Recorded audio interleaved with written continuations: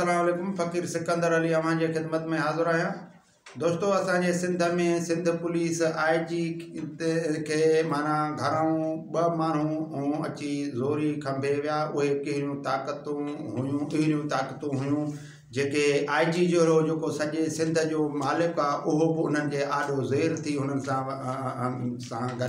हली वियो ऐं उन्हनि खे अगवा कयो वियो। ऐं माना उन लेवल ते असां थोरो ॻाल्हाईंदासीं अॼु इन मौज़ू ते जेको असांजे पाकिस्तान में सिंध में इहो मौज़ू हले पियो थो, इन ते ॻाल्हाईंदासीं। दोस्तों, या रसूलुल्लाह सल्लल्लाहु अलैहि वसल्लम जॾहिं हुकूमत क़ाइमु कई मदीने में ऐं माना दस्तूर निज़ाम ॾिनो ऐं कानून ॾिनो, उन जे या रसूलुल्लाह सल्लल्लाहु अलैहि वसल्लम जे शहादत ऐं वफ़ात खां पोइ हज़रत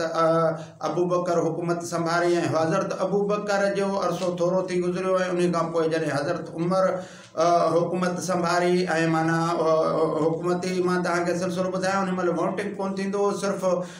माना उन जा माना जेके बि क़बीलनि जा सरदार हुआ उहे जंहिंखे चूंडनि उन लेवल सां उहो सरदार ई जे लेवल सां चूंड थींदी हुई, वोटिंग थींदी। ऐं हर हिकु फ़र्द न ॾींदो हो वोटिंग, इहो बि तव्हांखे ॿुधाईंदो हलां। त पोइ हज़रत उमर खे जॾहिं हुकूमत में हवाले कयो वियो त हज़रत अली संदसि मुशीर रहियो, सलाहकार रहियो। ऐं इन दौर में मां तव्हांखे ॿुधायां हज़रत उमर महसूसु कयो त हिकु इदारो माना हिकु अहिड़ो बि तयारु कजे ऐं क़ाइमु कजे जंहिंमें इंसान जे फलाही ऐं माना तहफ़ुज़ लाइ हुजे ऐं जेको ॾींहुं राति ड्यूटी करे ऐं उहो इंसान जी ख़िदमत करे ऐं जेको कानूनी जोल जक खे माना बहितर बणाए उन खे दीन इस्लाम जो इदारो क़ाइमु कई, जंहिंजो इदारे जो नालो उन जो पुलिस रखियाई ऐं पुलिस जी इदारो क़ाइमु कयो। हज़रत उमर अलैहिस्सलाम रज़ियल्लाहु ताला अन्हु उहो इदारो क़ाइमु कयो ऐं जेको इदारो उन जो जेको निस्बत वञी लॻे थो पुलिस जो इस्लामी दीन इस्लाम सां हुनजी वाबस्तगी ऐं निस्बत लॻे थो, छो त उहो या रसूलुल्लाह सल्लल्लाहु अलैहि वसल्लम आख़िरी नबी जे कानून मुताबिक़ उन दायरे मुताबिक़ पुलिस जो इदारो क़ाइमु कयो वियो, जेको हिकु सहाबी ऐं माना अमीरुल मोमिनीन ऐं माना हिकु बादशाह हुकुमरान जेको नबी करीम सल्लल्लाहु अलैहि वसल्लम जे माना जेको क़ाइमु थियल नबी मस्जिद जेको गादी जो हंधो उन जे माना पेशवा ऐं उन जे रहबर उन जे माना पंहिंजो असेंबली हलाईंदड़ वज़ीर आज़म हज़रत उमर रज़ियल्लाहु ताला अन्हु ही पुलिस जो इदारो क़ाइमु कयो। ऐं हिन इदारे ही मुक़दस इदारो आहे जंहिंजो एतिराम करणु हर मुस्लमान ते लाज़िम आहे। जो जंहिं बि कलमो गो आहे, जंहिं बि कलमो पढ़ियो आहे, उहो कहिड़े बि माना फ़िरके ऐं मज़हब सां वाबस्तगी हुजे, मगर हू इस्लाम जे दायरे में रहंदे हुन ते हक़ जानिब थिए थो त उहो माना हिन इदारे जो ख़्यालु ऐं तहफ़ुज़ ऐं भरम रखे, छो त दीन इस्लाम जो इदारो ई वाहिद इदारो पुलिस वारो आहे। तो उन ते जेको असां हिन महिल ॻाल्हाए रहिया आहियूं, असां इहो माना चऊं था त जंहिं इदारे जो माना दीन इस्लाम सां निस्बत लॻे थो ऐं जेको सिंध जे सॼे माना जो कंट्रोल निज़ाम हिकु IG जे हथ में आहे। ऐं त उन खे इहा कहिड़ी ताक़त हुई जेका 2 शख़्सियतूं ताक़तूं जेको हिन खां वधीक सम्झ ताक़त रखे थी, जंहिं हुनखे ज़ेर करे ऐं खणी वञी ऐं अगवा करे ऐं पंहिंजे तहवील में अलाए केतिरा कलाक रखिया वॾा उन खां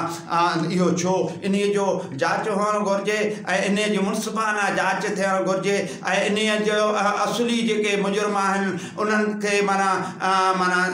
सज़ाऊं ॾिनियूं वञनि ऐं उन्हनि ते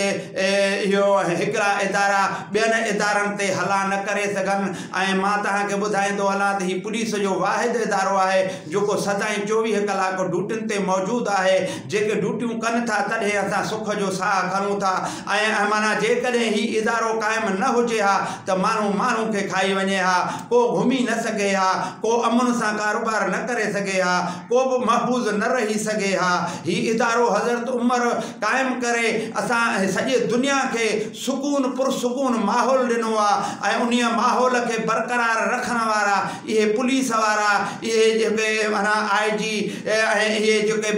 IG खां वठी सिपाही तक इहे सॼो अमलो जेको आहे इहो ख़राज तहसीन जो मुस्तहक़ आहे ऐं उन इदारे ते हिकु ॿिए इदारे वारा या ॿिए कंहिं ताक़तूं जेके हिक ॿिए ते मुसलत थियनि या उन्हनि खे ज़ेर करण जी कोशिशि कनि इहो कानून जे दायरे ऐं इस्लाम जे दायरे ऐं इस्लाम जे दीन जे मुताबिक़ नथो ईअं थी सघे छो त इस्लाम जे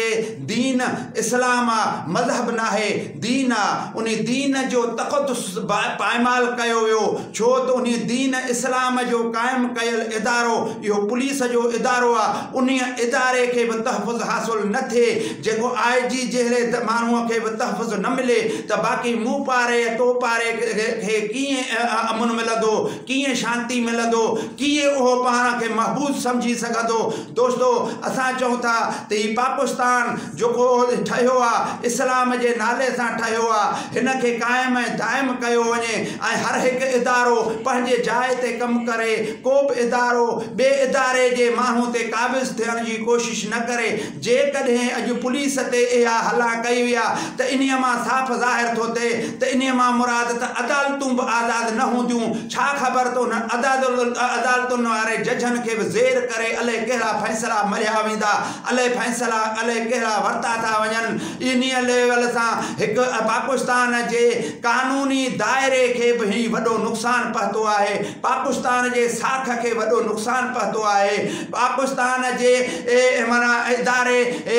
हिकु इदारे महफूज़ इदारे मज़बूत इदारे जेको इदारो हिकु इस्लाम सां वाबस्तगी इदारो आहे जेको तहफ़ुज़ जे लेवल सां ड्यूटियुनि जे लेवल सां हिकु अहिड़ो इदारो आहे जेको ॾींहुं राति पंहिंजे ड्यूटी में मुसलसल लॻो पियो आहे उन इदारे खे ज़ेर करे उन खां माना उन जे इदारे जे सरबराह खे माना तव्हांजे तवील में वठी वञी ऐं उन सां माना अहिड़ो वर्ताव करणु असां इन ॻाल्हि जी मज़मत कयूं था पुरज़ोर अपील कयूं था त इहा जांच अणधुरी थी इन जांच खे पाए तकमील ते पहुचायो वञे ऐं कानून पाकिस्तान जे कानून जे मुताबिक़ आइन जे मुताबिक़ ऐं इस्लामी दीन जे मुताबिक़ अणधुरियो थी करे इन जो माना असुली जांच करे असुली ॻाल्हि असांजे पाकिस्तान जे अवाम ताईं पहुचायो वञे महिरबानी अस्सलाम वालेकुम दोस्तो।